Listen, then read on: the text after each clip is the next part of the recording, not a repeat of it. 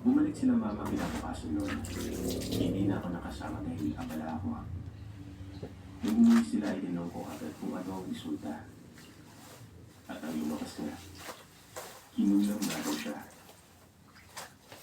Nilagyan ni umano ng isda ang tiyan niya. Ayon sa mga gamit. Pinakain sa kain ng native na hilaw na mangga at malamig na tubig para mailabas niya ang nilagay na kulang. Pisin niya ang muna dahil magiging sobrang baho nito na hindi kakayanin ng sigura niya. At niya, trabaho nga daw po. Bakit pa nang magigilot? Itong mangko na ito ay magbibigay umano ng ulam na. Kung hindi kulay, baka kami.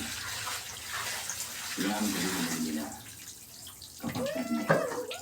Inuto umano, lagyan ng gulay tapos ibalik umano sa kanila. Kung gulay naman umano ay lagyan nila ng sahog na karne at ibalik dito sa natikyan ng mga tutunan nito. Pero dahil ni mama na baka lumalapa, hinayaan na lamang na.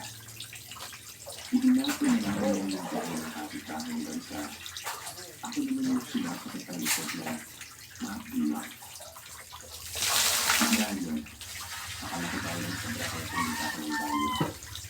Ito kung maaaring ka nagtititin ako pero hindi lang. Inaganyan, dahil hindi ko mag-iisip sa akin. Gusto kong makalabot sa likod ay pinahilot ko sa pamangkin ko. Yung pinulama. Noong pinakas ko yung damit ko at inanggang at nandra ko. Ang tabi ng asawa ko dahil nagpapalit siya ng karagdagang trabaho ng mga oras nila. Sabi niya, bakit? Anong nangyari sa likod mo? Sinagot ko naman siya na mahapdi na masakit sa ako. Baka sabay na ka.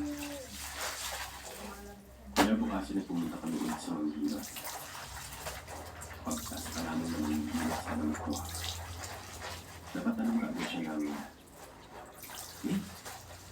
Kapag hindi ka ada, di ka bukod mo?